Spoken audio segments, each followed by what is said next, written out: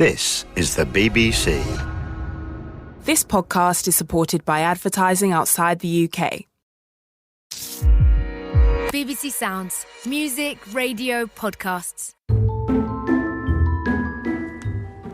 To start this edition, I've parked up a few minutes' walk from Cheltenham High Street, which is where I live, and what I'm about to do feels like a strange combination of planning a bank heist and waking up on Christmas morning. And the reason for that is I'm waiting for the shops to close so I can make my move and slip inside one of them and then walk away with a mystery bag filled, I hope, with delights. This is the store and it's closing time. What's brought me here is an app on my phone through which I've paid £4, and in return, when I receive a message, I'm told I'll be handed lots of food. There it is. The message has appeared. So keep listening. All will be explained, and wish me luck because I've no idea what I'll be eating tonight. The app connecting people with mystery bags of food is one of the 3 ideas the BBC Food and Farming Awards judges have selected in this year's Best Food Innovation category. All are ideas that have the potential to shape the future of food in positive ways. And I think we can agree we need new ideas, new ways of thinking more than ever. We're facing worrying trends over public health and even bigger ones around planetary health, from the pressures of food price inflation to the concerns over climate. Well, in this programme, we'll be sharing positive stories, potential solutions, all developed by determined and creative people.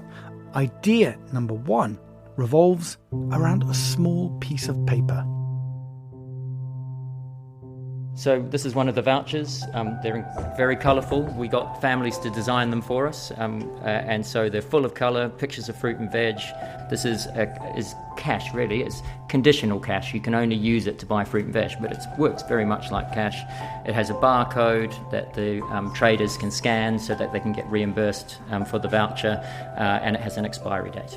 The piece of paper, smaller than a banknote, is the invention of the Alexandra Rose Charity, founded more than a century ago, which today exists to give families on low incomes access to healthy food, specifically fresh fruit and vegetables. This is done not through a food bank or by handing out meals. Instead, families are given vouchers which they get to spend on food they choose at local street markets. Jonathan Pauling, Chief Executive of Alexandra Rose. You get £4 per child. If your child is under the age of 1, you get £6 worth of vouchers, because that's to support the nutrition of the parents in the first year, especially the mum. It's a really important time for them. They're tired, it's stressful, so we increase the value there. The value for money that you get on a local street market in London, you can buy a lot of fresh fruit and veg for all of your family. So it gets spread throughout the family. It's not just the children who benefit from it, it's the parents as well. It was more than a decade ago that the charity set out to tackle a growing problem. In the poorest parts of the UK, around 1 in 5 very young children were overweight or obese. And when they looked closer, the food these families had easiest access to and could most easily afford were the most processed and unhealthiest. And what we're not so good at is making healthy food really accessible and affordable. So this program is all about trying to reverse that dynamic. And what we see with the program is that people are replacing that sort of unhealthy snacks with fruit snacks. So they're substituting and making that long-term dietary change. When families start on the project, only 7% of children are eating 5 a day of fruit and veg. By the 6 months after they've been on the project, 67% of those children are eating 5 a day. So it really has a massive impact. But it also reduces stress and anxiety for the parents, because we know, because of things like the cost of living crisis, that being able to afford food and put it on the table is really difficult for people right now. One of the stories we hear really regularly is the benefit of the program of being able to put a fruit bowl on the table where your kids can just help themselves to that fresh fruit and veg. And everyone takes that for granted, right? That you can just let your kids access a fruit bowl. But in families where money is really tight, they've not had the ability to do that. With the Rose vouchers, they can. They can have that fruit bowl. They can let their kids help themselves. Inspiration for the scheme came from the one country with an even unhealthier food problem than ours, the US. Originally, we saw it happening in the United States. So food stamps are a big part of the welfare system in the United States, and many people were worried because lots of the families using them there were going into supermarkets in their local communities and not necessarily buying the healthiest food with those food stamps. And the benefit that was set up to alleviate financial inequality was exacerbating health inequalities. So they came up with this idea where if they doubled the voucher, doubled the value of that food stamp, and encouraged people to use it instead at local markets for fresh fruit and veg. And we saw that happening in the United States, and we thought, well, why couldn't that work here in the UK? And so that's what we've been trying to prove for the last 9 years. So far, the vouchers have been used by 10,000 families, helping to make fruit and vegetables accessible to 18,000 children. Recipients have incomes of £14,000 or less, and in many cases aren't in receipt of benefits, including refugees and asylum seekers with children. To ensure the vouchers reach families most in need, the charity works with around 70 children's centres in Glasgow, Liverpool, Barnsley and 3 London boroughs, which is where I met one of the recipients who has triplets, all under 4, and in her case, it was a health visitor who pointed her towards the Alexandra Rose vouchers. You know, we're finding it really, really hard, kind of, because we don't get benefits and all that. So that came in because she thought we needed it. Yeah. She thought we needed it, and it's very helpful, very helpful. I mean, I don't know what I could have done without the Rose voucher in terms of fruits and all that. But the Rose voucher coming in, we were able to do more for ourselves. And not only fruits, we do it for other foods, like the African foods. We could buy yam. I think that's the great thing about it as well. It's about choice. You know, this program just gives you the choice. Choice is limited to fruit and veg, right? But when you go to the market next, when we take you down to the market, you will see the wide range of fruit and veg you can buy, and it's your choice. And it's your choice which market trader you use, which fruit and veg you buy, and that's the difference between this program and a lot of other initiatives out there. It does give you that agency and that choice. Which you can translate into dignity. Yeah, exactly. I agree, yeah.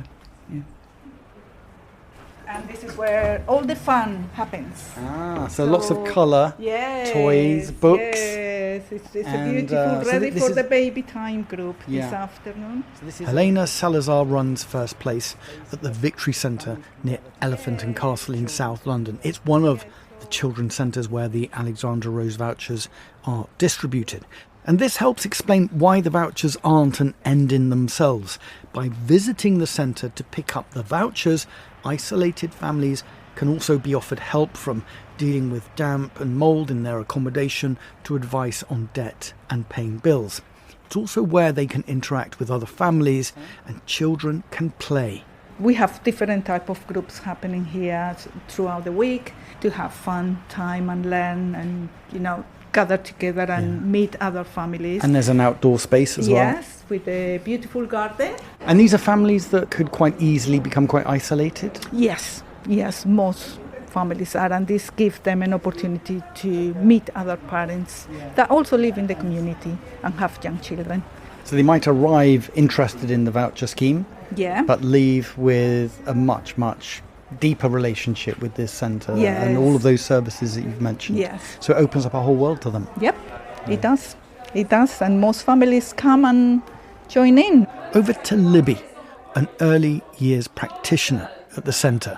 So we do healthy movers to keep children active and to show to parents that, that we need to be fit and healthy. So, and it all links in with the Rose vouchers as well. So they can come and collect their Rose vouchers, which they can go and spend in the market, and then they can come here and be healthy, and pick up some ideas and tips. We get parents talking about recipes that, and ideas. So it's really an opportunity for them to share. Yeah, so this is East Street Market in the London Borough of Southwark, southeast London. It's been here for decades, maybe even hundreds of years. It's a traditional market run by the local authority. And there's just a huge array of fresh fruit and veg. You can get a bowl of tomatoes off the vine for £1. It's incredibly good value, huge range. I We've got peppers. We've got mushrooms. Scotch bonnets, mushrooms, lady's finger or okra, some people call it. Spring onions. Got some herbs as well. Spinach, limes. And all of the stands have the Rose voucher signs up. You can see them on every stand, so families know where they can spend their vouchers, and it's really welcoming. We've created these price sticks for the local traders, so it says "Buy me" with Rose vouchers, and then it says the price on the top. So that's been a help to their business. It's a great sort of selling point. They used to just rip up pieces of the cardboard and write the price on it. Hi, my name is Haram. My nickname is Adam Fresh for working in the Eastern Market. You've got some lovely blackberries, some English strawberry. There's a fresh fix. Yeah. It's £5 Glistening. English cherry. People, they bring the vouchers, so they got the vouchers. We take every day those vouchers. So as you see on the stickers, the prices, buy me with the vouchers. So a lot. It looks really appealing. Yeah, it's really, really good. So customer, they see, oh yeah, with the vouchers. So it used to be a little bit like shy. People, they was feeling shy. But now is when they see all the stickers, all the prices, with the Rose Vouchers logo, it looks so much different. Yeah. They look like so much happier when they see the sign with buy me with the vouchers. Yeah. So it's really, really looking good. And the vouchers has been wonderful. So it's helping a lot of families. And the market traders. The voucher scheme helped keep the market going during the pandemic. Over to Evelyn Okito, Cabinet Member for Health in Southwark. Along with trusts, foundations and the National Lottery, the council helps fund the scheme. Post-COVID, we know that our market stores were struggling. We also know our families were struggling. And so for us, it was a no-brainer. Win-win. It's a win-win situation. It was a great partnership to be able to get more people out here to shop and to be able to, as I've said, have access to really rich, affordable food here and healthy food as well. And if there's another local politician listening to this, hearing about the model, is there anything stopping them replicating what you're doing here? No. Everyone should be doing this. Everyone should be looking at the need in their community. Everyone should be looking at how do we maximise the economy within our borough and also to support our families. So I would say to everyone listening, please get on board and do this for your community. Last year, a new way of using the vouchers was introduced. Now a group of GPs in Tower Hamlets and Lambeth, faced with patients suffering from chronic disease and mental health, have the option of offering fruit and vegetables on prescription. One of those GPs is Dr. Chichi Ekator. Clinically, these people are at risk. We're seeing them week on week. Practically, let's support them. It's not just about they've been diagnosed with hypertension by their GP. GP says, go away, have a really healthy life, eat well, sleep well, don't get stressed, cut salt down. But if somebody only has £5 in their pocket, they won't go for the fruits and vegetables because it's really expensive. Therefore, the hypertension will get worse. Moreover, they may not be able to afford the prescription charge. But we know that the data tells us that if somebody can modify their diet, they may well have that fighting chance of reversing their long-term conditions. So this is the approach we need to take. And it is food. I mean, actually, what you're prescribing is also delicious and pleasurable. It's delicious. It's absolutely delicious. People are learning how to cook their traditional meals again. People are learning how to cook new recipes. So we support a diverse range of people from all backgrounds, and it's really exciting. And maybe this is what all GPs will be doing in the future. I really hope so. I really hope so. Diet-related ill health is long-term health problems, right? It doesn't kill you on one day. It makes you ill for months and months, years and years. It reduces your ability to work. It reduces your ability to engage, function within society, and that costs us as a UK PLC. That costs us a lot of money because that long-term healthcare, especially because of the NHS model, that's a cost to the government and to us as taxpayers. So we really got to do something to address the impact that inequality is having on long-term health problems.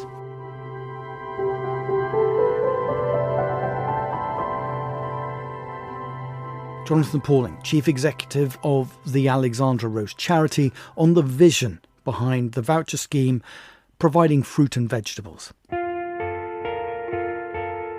Over to our next finalist, a project started by a farmer better known, for now at least, for his music. It started in the 90s, yeah.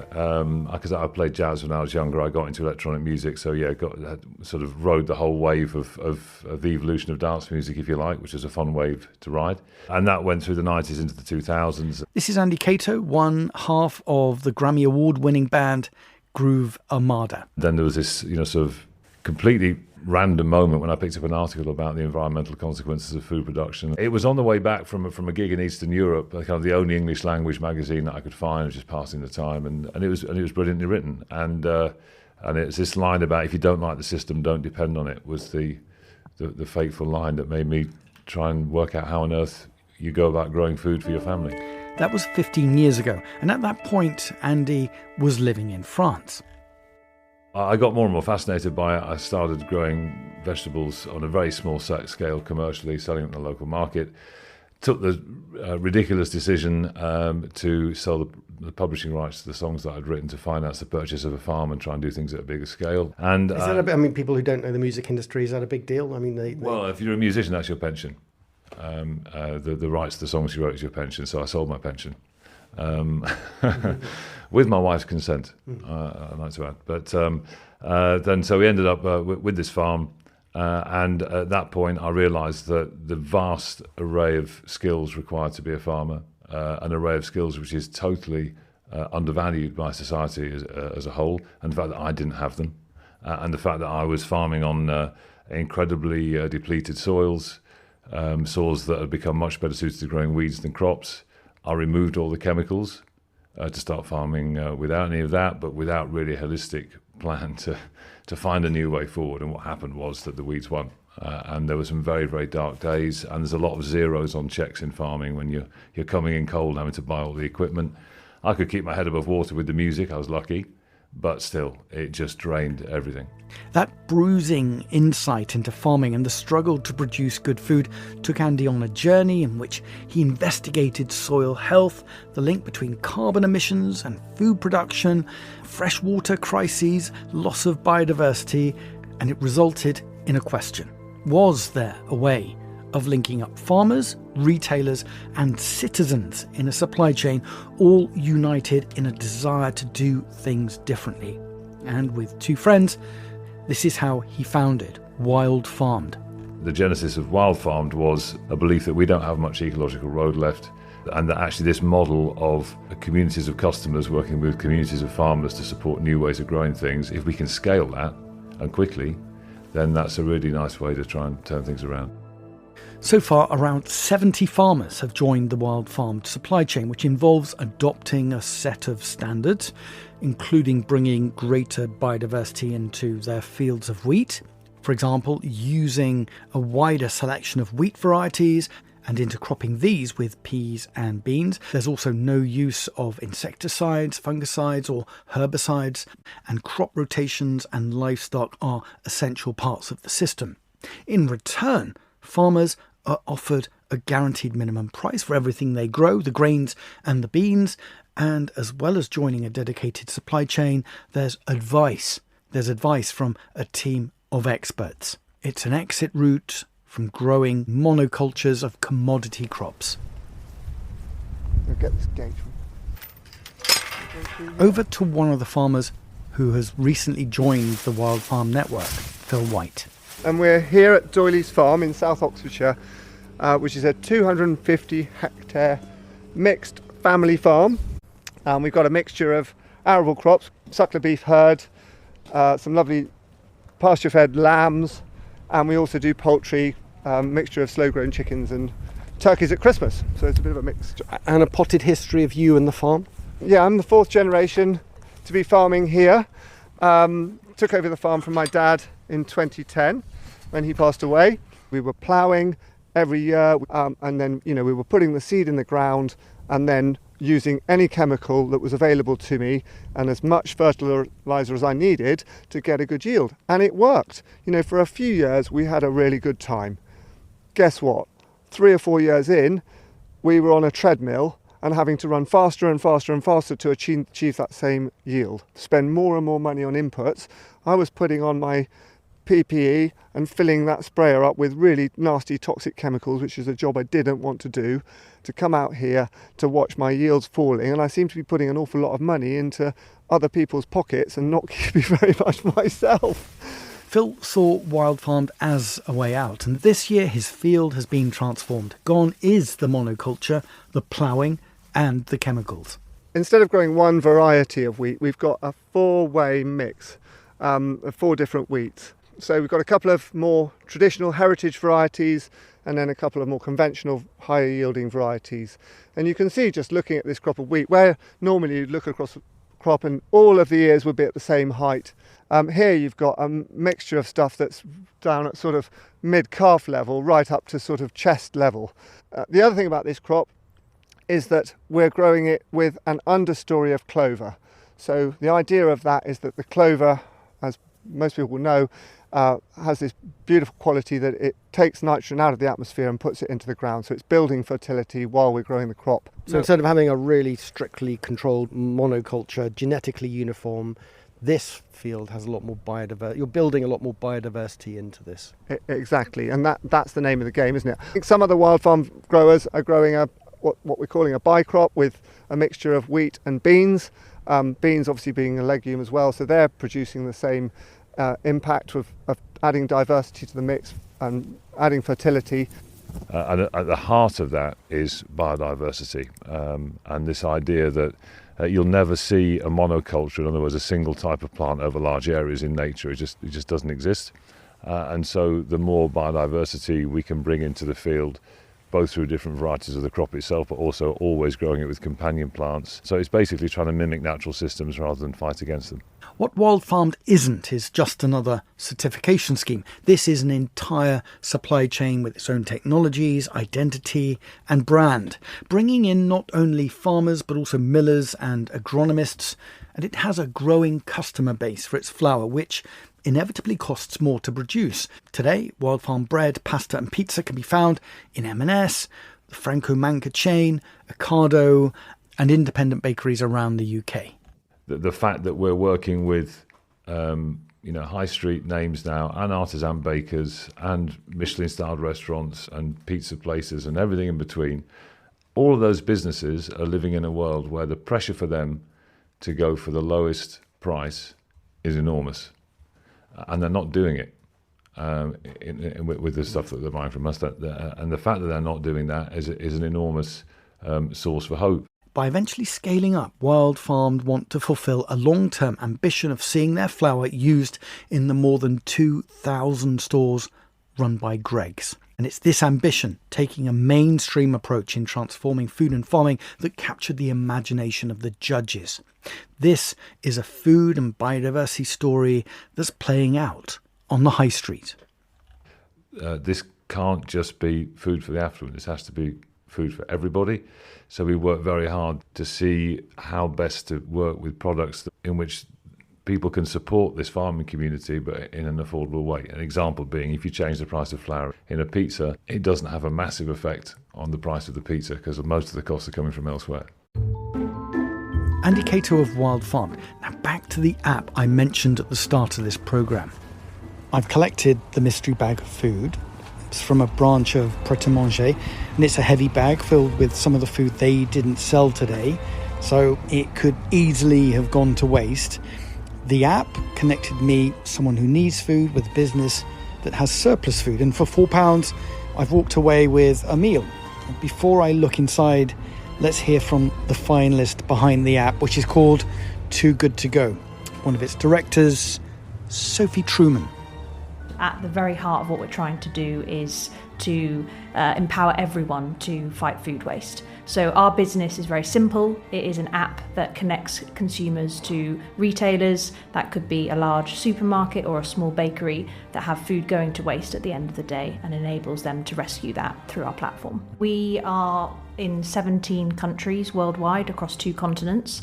So the business has scaled quite substantially since 2015 when it first began, and we're working with many thousands of businesses, just under 150,000 partners, and we're very proud that in terms of our impact, we have saved just over 215 million meals from being wasted across the world. In the UK, we're working with just over 26,000 partners. That ranges from big brands that, household names such as Morrison's or Aldi, through to bakery partners such as Greggs or Starbucks, and then a whole host of independent businesses nationwide as well. So we're really proud to be working with this many businesses and hope and invite many more to join. I think the key concept is it's a surprise bag. So I like to think of it a bit like a lucky dip. You don't know what you're going to get, but you know that it's food that's perfectly edible to eat that otherwise would have gone in the bin. In the UK, we waste around 9 million tonnes of food across the entire supply chain, with a value of around £19 billion. Hospitality and retail account for around 15% of that. And Too Good To Go, as well as providing a way of reducing those numbers, is also campaigning on the issue, calling on the government to introduce mandatory reporting of food waste by businesses. We were incredibly disappointed to see that didn't happen just earlier this year in terms of the mandatory reporting, but we will continue to lobby and work with as many people as possible to do that. And from your own point of view, what would mandatory reporting achieve? If people are measured on it, you're more likely to be actively working towards that goal. So I think it helps bring the issue to the forefront, and it also enables conversations that we have with businesses if it's also part of their mandatory reporting. By directly linking people who need food with businesses with leftover meals, the app is cutting through the politics of food waste and giving people an opportunity to take direct action. And for the businesses who effectively give Too Good To Go a percentage of the transaction as commission, it's solving a problem for them. Ali Janakasu runs one of the businesses signed up, a cafe in East London. Before the app, my chefs were throwing a lot of food away. What I tended to do is try grab some and give it to the homeless locally, if I see anyone around. But now, because of the app, literally nothing's going to waste. Everything is going straight back. So we don't have any food waste or anything at the moment. And so, what did I pick up from Pret? So I've got hot wraps, falafel and halloumi. I have Swedish meatball hot wraps. 1, 2, 3. I have kale and cauli macaroni cheese. I have a prosciutto and macaroni cheese. In fact, I have 1, 2, 3, 4. So much food. I could have ended up with my own supply of food waste, and so I shared it with my neighbours and for £4 fed a lot of people. Who will be this year's winner of the best food innovation? A food waste prevention app, or fruit and veg vouchers for those most in need, or a growing farming network helping to bring biodiversity and good bread back to Britain? Find out towards the end of October. That's when we'll be holding the 2023 Food and Farming Awards.